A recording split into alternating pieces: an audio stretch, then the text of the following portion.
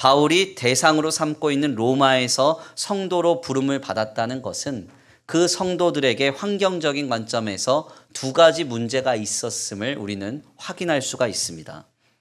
먼저 사도 바울이 서신을 전달하기 위해 지명한 당시의 이 로마라는 도시는요, 그 어떤 나라, 그 어떤 지역보다 가장 문명화되어서 화려하고 쾌락적인 장소였음을 우리는 확인할 수가 있어요.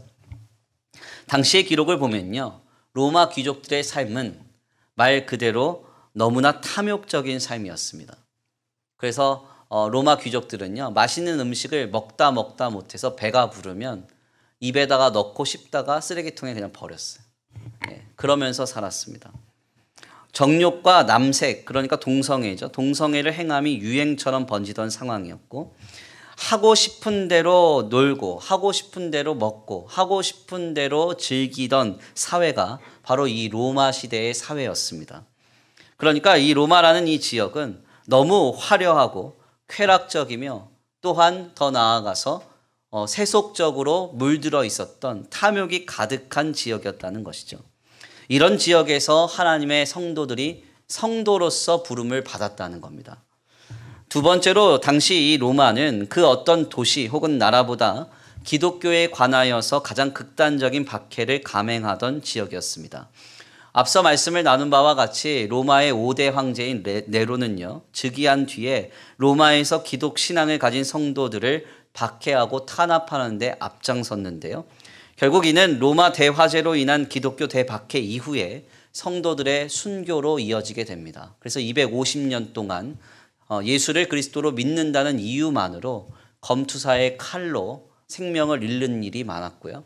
황소의 뿔에 받쳐서 세상을 떠나거나 짐승의 먹이가 되는 일이 비일비재하게 일어납니다. 즉 사도 바울이 로마에서 성도로 부름을 받았다고 하는 이 말씀 속에서 우리가 전제해야 할 상황은 로마에서 부름을 받은 성도들은 가장 화려하며 쾌락적인 도시에서 가장 극단적인 박해를 받으며 신앙생활을 하고 있었던 성도들이었다는 겁니다. 정리를 하자면 지금 사도 바울은 로마라고 하는 신앙생활하기에 최악의 환경 속에서 성도들에게 하나님의 말씀을 증거하며 그들을 강복하고 있는 거예요. 여기서 놀라운 사실은 이 은혜와 평강이 우리의 예배 때 가장 선명하게 경험된다는 것입니다. 예배는 루터에 의하면 고테스 딘스트라고 그래요. 고트라고 하면은 하나님이란 뜻이고요. 딘스트라고 하면 do it 이런 뜻이에요. 하나님이 일하시는 자리가 어디냐? 예배입니다.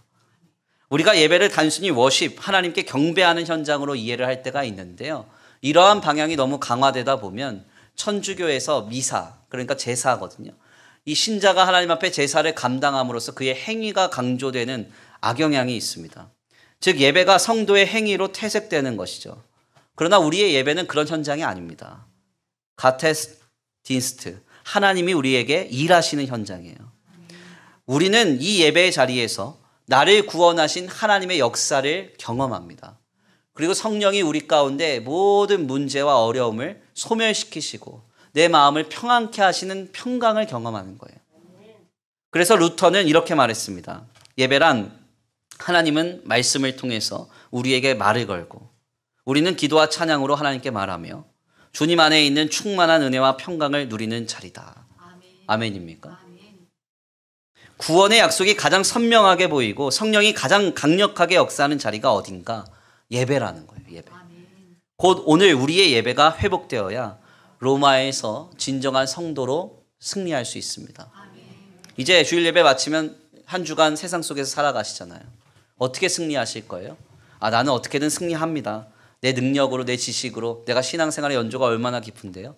오늘 이 예배의 자리에서 은혜와 평강으로 충만케 되지 않으면 세상을 이길 수 없어요.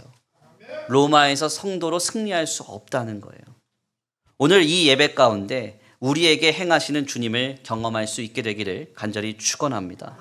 나를 사랑하사 나를 구원하기 위하여 예수를 내어주신 하나님을 만나고 지금도 살아계셔서 내 안에 역사하시는 성령의 평강을 누리는 복된 그 자리가 이 예배의 자리가 되기를 간절히 축원합니다. 귀한 말씀을 정리하겠습니다. 바울은 지금 신앙생활하기에 최악의 도시인 로마에서 부름받은 성도들에게 하나님의 말씀을 증거하고 있습니다. 오늘 우리도 로마에서 신앙생활하고 있습니다. 크고 화려하며 쾌락적인 세상 나라의 비전이 범람하고요. 거룩하다는 이유만으로 마찰과 갈등이 양산되는 신앙의 미혹이 휘몰아치는 시대에 우리 모두가 성도로 부름받아 오늘을 살아가고 있습니다. 내 힘으로 이 길을 끝까지 걸어갈 수는 없습니다.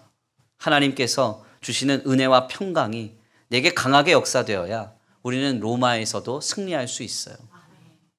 은혜, 나를 구원하신 하나님의 약속을 바라보십시오. 예수 그리스도를 통하여서 우리를 구원하셨어요.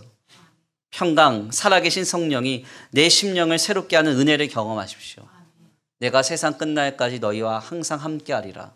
어떻게 항상 함께 하십니까? 내 안에 내주하시는 성령이 언제나 어디서나 내 마음을 지키시고 내 생각을 지켜주신다는 거예요. 이 은혜와 평강으로 말미암아 로마에서도 성도로 당당하게 살아갈 수 있는 저와 우리 성도들 모두가 되시길 바랍니다. 이 주일 아침 이 예배의 시간은 하나님께서 은혜와 평강으로 우리를 충만케 하시기 위하여 예배를 허락하신 줄 믿습니다. 그냥 예배하고 돌아가지 마시고 그냥 나가지 마시고 하나님의 은혜가 충만케 되어서 나를 구원하신 하나님의 역사가 또렷하게 보여질 때까지 주님을 붙드십시오. 그리고 살아계신 성령이 나로 세상을 이기는 평강으로 흘러 넘치게 할 때까지 이 자리에서 주님을 사모하시기를 바랍니다. 그때 고테스딘스트 하나님이 우리에게 일하실 것입니다.